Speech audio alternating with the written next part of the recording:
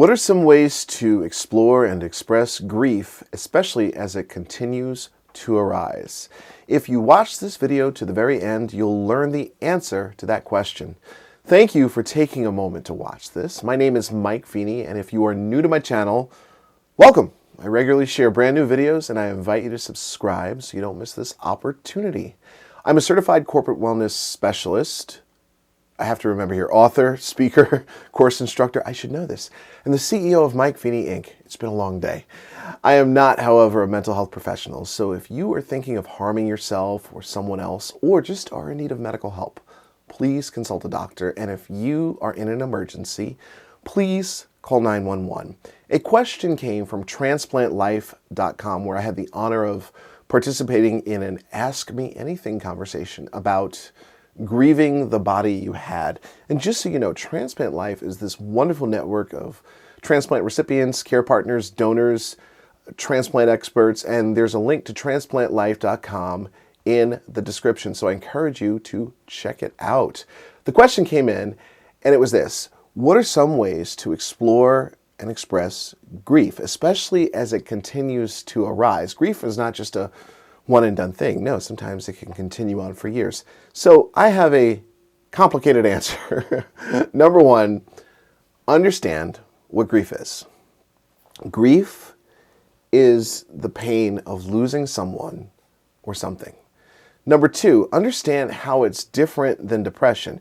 See, grief tends to decrease over time and occurs in waves that are triggered by thoughts and reminders of whatever caused it, whereas depression is more pervasive and persistent throughout all situations. And just so you know, to be transparent, I have major depressive disorder, so I'm depressed all the time, basically.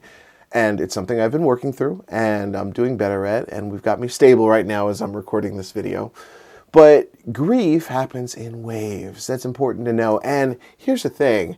Sometimes you can mistake one for the other, and they kind of hang out in the same house. So it's important to keep that in mind. Number three, learn to feel your feelings. That's just grieving. Grieving is just learning to feel your feelings. So when you're feeling a difficult emotion, whether it's anger, grief, or fear, you may think that you are that emotion. So for years, I battled with what we call anger management problems. And I would always compare it to being like the Incredible Hulk, in that, you know, when he got triggered, Dr. Bruce Banner, his alter ego, got triggered. He became this angry green monster that really wasn't evil, but really wasn't good. But he was anger, you know? And that's how I used to feel when I got angry, that I just was the anger, or I was the sadness. So what I've had to learn the hard way is it's important when you're feeling a difficult emotion is to actually sit there and just feel it. In David Hawkins' book, Letting Go, he says, if you sit with a difficult emotion for 10 to 20 minutes, it will start to dissipate. I have tried to hack this. Yes, I have. I have tried to hack this. So my grief or depression would come up usually at night. And I also think that's because it's like the end of the day and I'm just drained. It would come up at night, and so I just couldn't sleep. And so I'd go out into the living room and just sit on the couch and try Mr. Hawkins' formula here and just sit with my grief. Just feel it fully. Just pause and be present with it and feel it.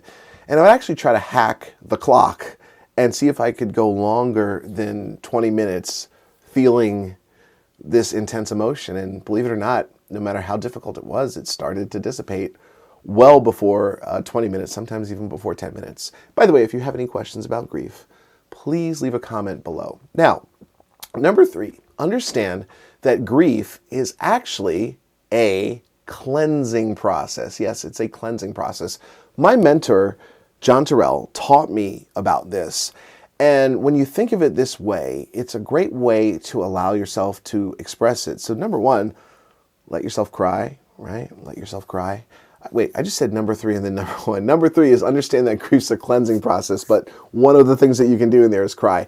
And not just cry. Oprah calls it the ugly cry, right? We all cry sometimes, but letting yourself just really shed tears whenever you need to. If possible, if you can find a place where you can be enclosed, warm, and feel safe, sort of like a cocoon for healing, is good. And be close to the floor. Like, grief is heavy, and when we're grieving, we want to feel the weight of gravity more intensely, believe it or not. So being on the floor is a great way to let your grief out. And another place that can be helpful is your bed, where you can just cover yourself up and lie down. And there are usually plenty of tissues nearby. And there's something about the horizontal position of lying down that's recognized as, I guess, what we call it, like the healer within in many cultures. And sometimes what works is just to sit in a small space with a wall to your back, just to feel protected, maybe on the bathroom floor, a large closet in a small room. And that small space can make you feel protected and safe and just grounded, making it easier for you to feel your feelings in a safe way. And keep in mind, now I understand, like all of us, you might not have a chance to have that whole setup for yourself, but the important thing here is to feel your feelings and create a physical space for that. Also, doing slow, deep breaths in from your belly and slow, relaxed exhales with a sigh of relief. So, for example, like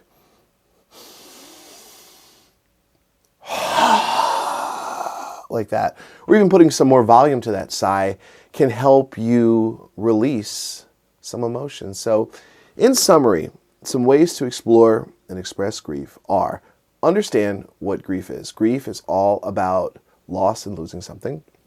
Understand how it's different than depression. Depression is pervasive. It just exists whether something happened to you, you lost something or not.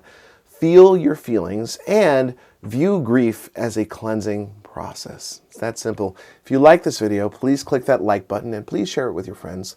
Also, be sure to subscribe to my channel so you don't miss my next video. And thank you for spending some time with me, hanging out, watching this video, and I will see you in the next video.